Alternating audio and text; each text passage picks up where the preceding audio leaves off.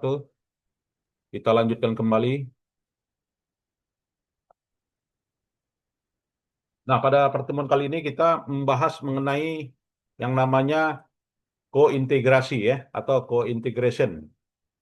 Nah, yang namanya kointegrasi tujuannya adalah mengetahui hubungan keseimbangan jangka panjang antar variabel gitu ya. Nah, itu yang namanya kointegrasi. Bagaimana dalam jangka panjang, misalnya dari tahun 2015 ya kan sampai dengan tahun 2023 atau 2024 angka inflasi ya kan. Nah, besarnya hubungan atau mengetahui keseimbangan hubungannya, maka dilakukanlah pengujian yang namanya uji kointegrasi. Jadi kointegrasi ini diartikan itu merupakan hubungan antar variabel ekonomi yang tidak stasioner gitu ya. Ya, tidak ada hubungan ya, stasioner ya. Metode yang digunakan untuk uji Iya, Bang. integrasi ini adalah uji Johansen test ya. Nah, uji Johansen test di mana uji kointegrasi bisa dilakukan jika data yang digunakan berintegrasi pada derajat yang sama ya. Misalnya pertumbuhan ekonomi GDP ya kan. Itu bisa sama dengan 1 atau bisa sama dengan 0 gitu ya. Nah, atau GDP itu bisa sama dengan I dalam kurung 1 atau tidak sama atau juga sama dengan 1 ya. Jadi untuk menentukan jumlah dari arah kointegrasi maka Johansen menyarankan untuk melakukan melakukan 2 uji statistik ya, yaitu uji trace namanya dan uji maksimum ya atau eigenvalue. Nah, jadi kalau kita mau melakukan kointegrasi maka lakukanlah uji trace test dan juga eigenvalue test gitu ya. Nah, dua metode ini yang dipakai. Dan uji trace dinotasikan formulanya itu adalah jumlah ya, jumlah dari 1 kurang trace. Nah, jika nilai trace statistiknya lebih besar daripada nilai alfa, maka terdapat kointegrasi ya. Jika nilai trace statistiknya lebih besar ya, berarti itu terdapat kointegrasi. Sedangkan nilai trace-nya kurang dari nilai kritis, maka tidak dapat kointegrasi. Nah, nilai trace statistiknya dari mana gitu ya? Ya, dari nilai output IPUS ya. Ya, output IPUS. Nah, jadi dia output IPUS itu di trace test ya. Nah, ini kalau kita nyusun paper ya, kalau diminta misalnya uji kointegrasi wajib ada output ini ya, yang namanya uji trace. Jadi tinggal klik trace gitu ya. Maka hasilnya seperti ini. Nah, ini dia terlihat dia signifikan probabilitasnya. Berarti kalau dia probabilitasnya signifikan berarti nilai critical value-nya lebih besar daripada nilai kritisnya ya. Berarti apa? Terdapat kointegrasi. Nah, ini ya. Terdapat kointegrasi karena nilai probabilitasnya di bawah 0,05. Nah, ini. Di bawah 0,05 ya. Terdapat kointegrasi. Oke. Dan trace indices test no co-integration apabila pada levelnya 5%-nya ditolak gitu ya. Nah, selain dari uji trace yang namanya uji eigenvalue. Nah, uji eigenvalue jika nilai maksimum eigenvalue statistiknya lebih besar pada nilai kritis alfanya, maka terdapat kointegrasi. Nah, ingat ya, nilai maksimum eigen statistiknya lebih besar daripada nilai kritisnya ya. Itu terdapat kointegrasi. Sedangkan nilai eigenvalue yang lebih kecil pada nilai kritisnya tidak terdapat kointegrasi. Jadi yang namanya eigenvalue statistiknya apa gitu ya? Ya eigenvalue statistiknya ya ini gitu kan. Jadi ini nilai eigenvalue-nya. Oke. Nah karena dia 0,04 gitu ya ini, maka dia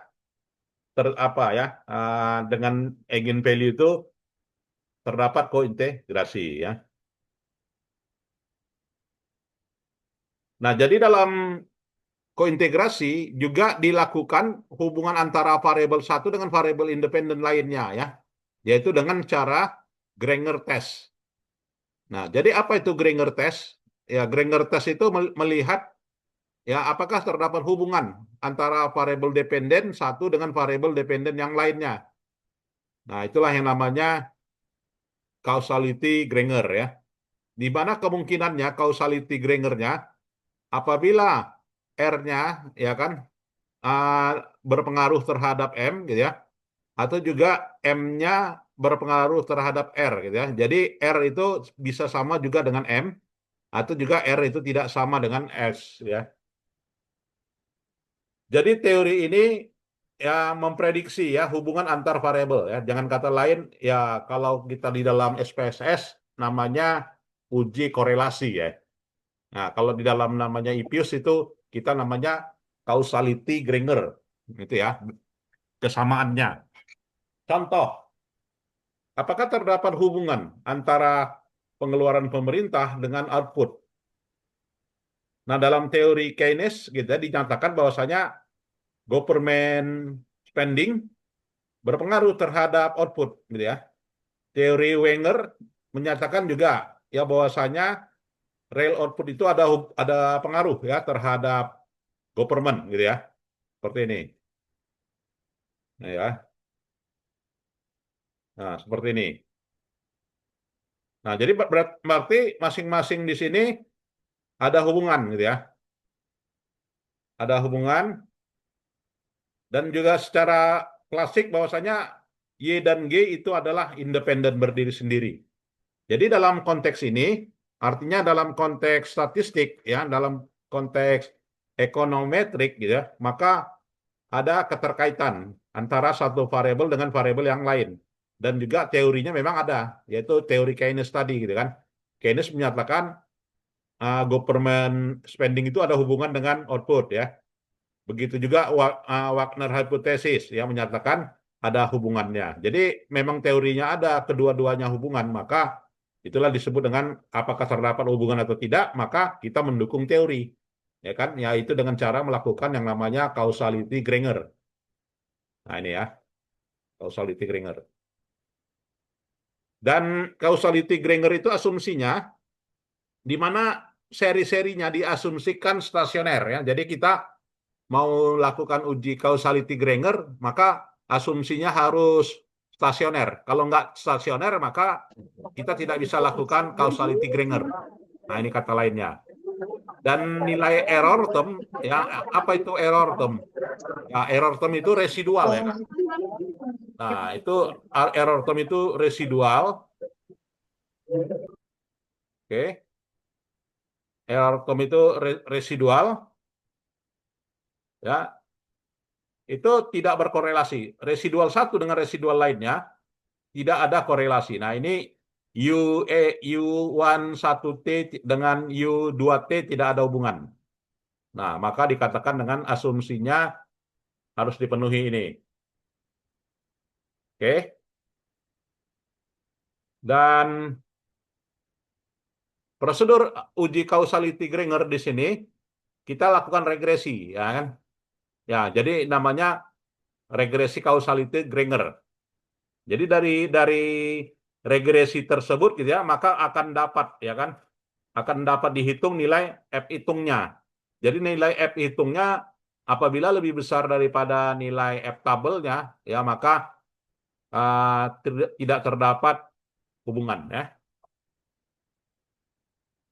Nah, prosedur causality Granger itu R dengan MS ya. Jadi hipotesa nulnya H0 B1 sama dengan B2. Kemudian keputusannya adalah menolak ya. Apabila nilai F hitungnya lebih besar daripada F tabel, maka menunjukkan R itu ada korelasi gitu ya. Antara adanya korelasi antara R dengan MS ya.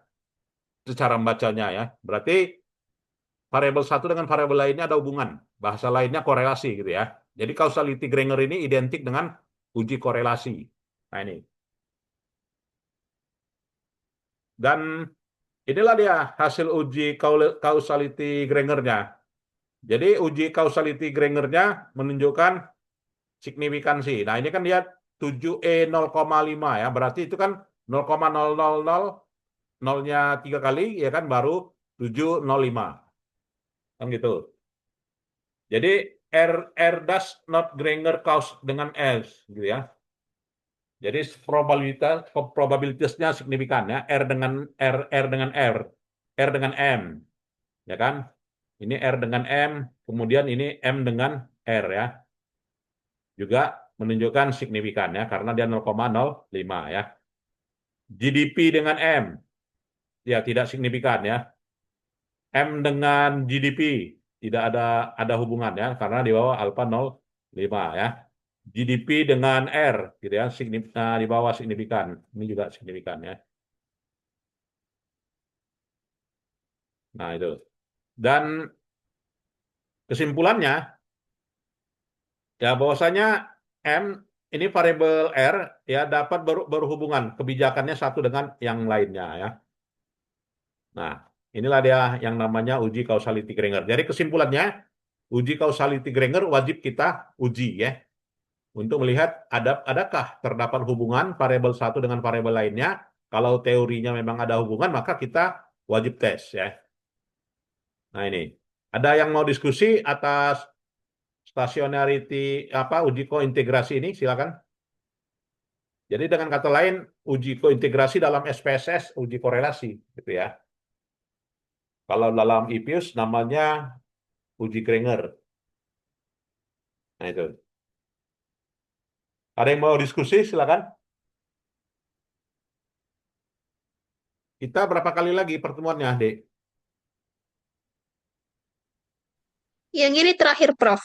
Oh, yang ini terakhir ya. Baik. Kalau gitu kita tambah lagi ya, satu lagi saya tambah dengan apa ya? Dengan materi apa ya? Vector autoregression. Nah, juga vector autoregression.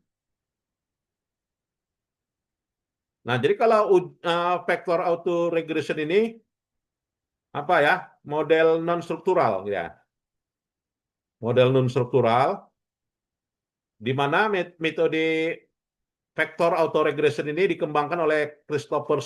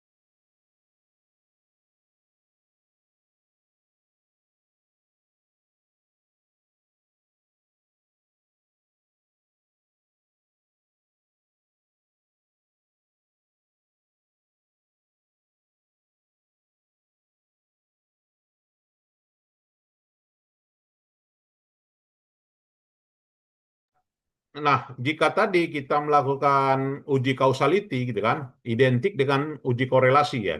Nah, sekarang uji PAR ya.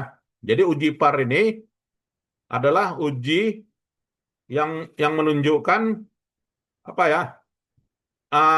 Beberapa hal. Ya, artinya tidak perlu membedakan mana variabel endogen dan mana variabel eksogen. Sehingga semua variabel endogen dan eksogen yang dipercaya saling berhubungan atau saling tergantung. Jadi diasumsikan udah lolos lah semuanya uji causality Granger ya. Ya, semuanya ada hubungan dengan uji causality Granger. Nah, untuk melihat hubungan antara variabel par, maka diperlukanlah jumlah variabel lag. Nah, jadi apa itu lag? Nah, lag ini kita ada yang udah kita bahas kemarin ya kan dengan metode ini ya kan dengan metode apa namanya uh, dengan metode apa kemarin? Apa topik kita minggu lalu? Ada yang ingat topik kita minggu lalu?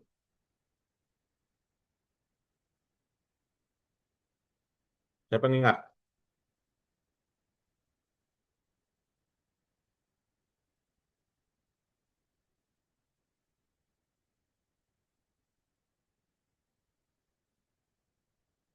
Ada yang ingat?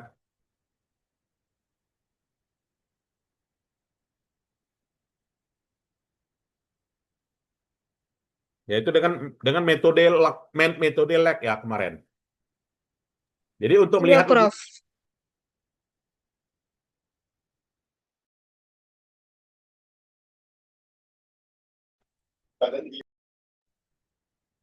ya, kemudian model par tidak memerlukan spesifikasi model dan semua variabel dalam par itu adalah endogen. Dan model par sangat fleksibel karena pembahasannya dilakukan meliputi struktur autoregresif ya. Dan kemampuan prediksi dari model par cukup baik dan model par memiliki kemampuan prediksi out of sample yang lebih tinggi daripada model makro struktural simultan ya. Nah, jadi ini model yang namanya model VAR ya. Jadi kita kalau dia model VAR itu harus ada lag. Lag itu pengertiannya ini YIT gitu ya. Ini kan ya YIT ya kan. Kemudian ini beta slope-nya ya kan. Kemudian ini beta 1. Beta 1 dari Y T kurang 1. Kemudian Y T kurang 2. Inilah namanya lag gitu ya. Ya, metode lag itu. Begitu juga persamaan kedua. Ini di tahun untuk bahasa lainnya gini ya. Kita mau memprediksi pertumbuhan ekonomi di Kabupaten Toba Samosir. Berapakah pertumbuhan ekonomi, variabel-variabel apakah yang mempengaruhi pertumbuhan ekonomi di Kabupaten Toba Samosir tahun 2025? Maka untuk memprediksi pertumbuhan ekonomi di tahun 2005, pertama itu adalah dipengaruhi oleh yang namanya apa ya? Dipengaruhi oleh yang namanya pertumbuhan sektor pertanian. Berarti pertumbuhan sektor pertanian 2024 maka berpengaruh terhadap pertumbuhan Toba Samosir di 2025. Ya kenapa? Produksi kentang yang ditanam di tahun 2024 itu akan memicu pertumbuhan gitu kan karena kentangnya di bulan Mei ditanam 2024 maka panennya di 2025 ya kan bulan Januari maka kentang yang ditanam di 2024 itu kan berpengaruh terhadap pertumbuhan ekonomi di 2025. Nah, itu yang namanya lag ya. Jadi autoregresif namanya. Nah, begitu juga belanja pupuk yang disiapkan oleh Pemda setempat ya kan di bulan katakanlah di bulan November 2024 menyebabkan pertumbuhan ekonomi di 2025. Nah, itulah yang namanya autoregresif ya. Nah, autoregresif. Baik itu model pertama, model kedua maupun juga model ketiga. Jadi kita kalau mau memprediksi idealnya seperti itu ya, harus ada autoregresif. Nah, ini ya model PAR namanya. Dan secara umum PAR dengan variabel endogen itu adalah sebagai berikut. Nah, jadi ciri-cirinya ini wajib T kurang 1 ya. Nah, ini T kurang 1, ini juga T kurang 1. Nah, ini tidak T kurang 1 ya. Inilah yang namanya PAR ya. Ada pertanyaan? Nah, jadi kalau misalnya skripsi gitu ya, nanti buat aja pakai VAR. Ya kan? Kalau kita mau memprediksi harga saham, ya kan? Harga saham di 2025, maka yang berpengaruh itu adalah profitabilitas perusahaan di tahun 2024. Kinerja 2024 akan berdampak terhadap harga saham di 2025. Cara bacanya gitu ya. Nah, jadi itu namanya model VAR ya. Dan pembentukan model VAR ya kan dengan apa ya, dibentuk melalui model ARDL. Nah, ya jadi namanya ARDL ya. Topik kita minggu lalu kan ARDL ini. Kalau kita datanya time series ya. Kalau seluruh series namanya co-integration, linear combination. Kalau time seriesnya 1 tahun atau 2 tahun itu dengan Toda Yamamoto. Nah, jadi dengan kointegrasi kita menggunakan ECM dan juga menggunakan metode VAR ya, vector autoregressive. Nah, jadi kita boleh menggunakan ARDL atau juga menggunakan VAR atau juga menggunakan ECM ya. Dan apa ini ya, proses pembentukan model VAR ya harus kita menggunakan data time series. Deretannya waktu ya, kalau kita data berapa tahun minimal yang dikatakan dengan time series. Time series itu minimal 5 tahun gitu ya. 5 tahun ya. Jadi kalau kita menggunakan data time series, maka wajib kita lakukan uji stasioner. Apakah data satu dengan seri data satu dengan data lainnya dalam kurun waktu 5 tahun ada berkorelasi atau tidak, gitu ya. Kalau dia ada, gitu kan. Kalau tidak ada maka stasioner ya. Maka PAR terbentuk ya. Kalau tidak stasioner maka dilakukan diferensiasi data. Jadi vector autoregression, vector restricted model ya. Nah, jadi uji stasioner itu dilakukan dengan uji yang namanya McKinnon. Ya, McKinnon inilah dia, uji stasioner atau tidak stasioner. Jadi ini menunjukkan probabilitasnya tidak signifikan ya. Ini menunjukkan probabilitasnya tidak signifikan. Baik level alfa 1% ya maupun juga alfa 5%. Oke ya. Nah, begitu juga uji kointegrasi tadi udah ya.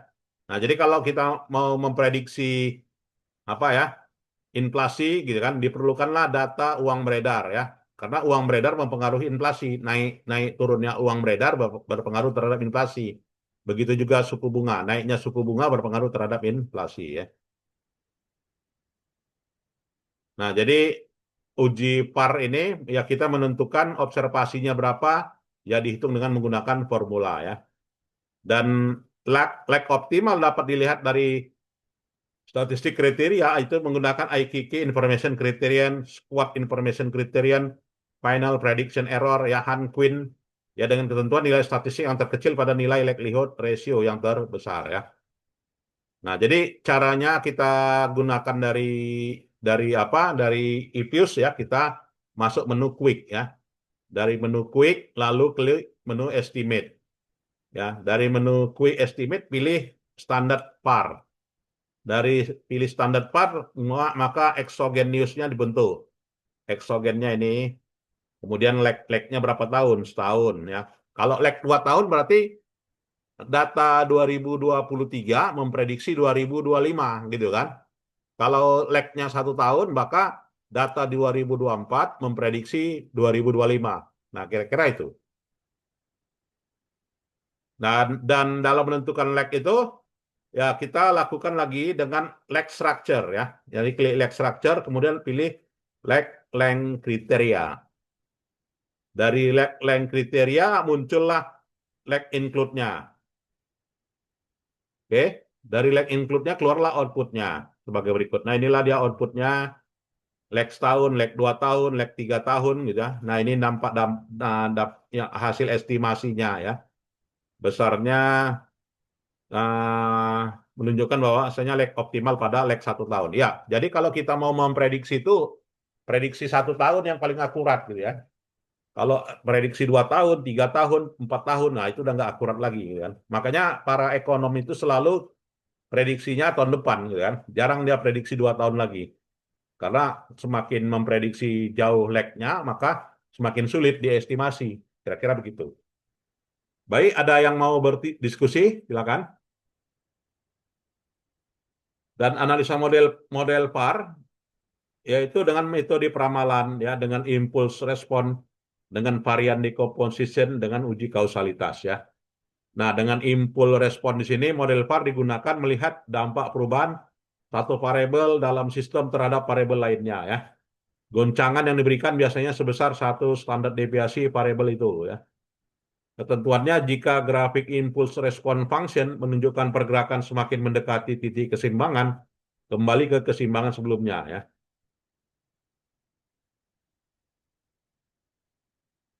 Ya, itulah dia ya. Nah, ini itu saja saya kira materi kita yang terakhir ya. Jadi dengan kata lain, kalau kita menggunakan data time series gitu ya, dan menggunakan data IPUS, maka uji kointegrasi wajib dilakukan.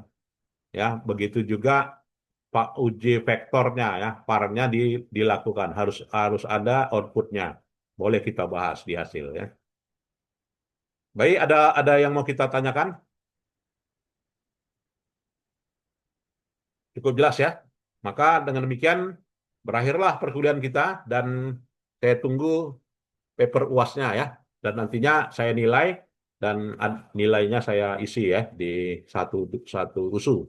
Terima kasih, selamat sore ya. Mudah-mudahan semuanya sukses ya untuk lolos di perkuliahan ini. Baik, saya kira itu saja. Terima kasih dan selamat sore. Assalamualaikum warahmatullahi wabarakatuh. Ya, boleh meninggalkan ruangan.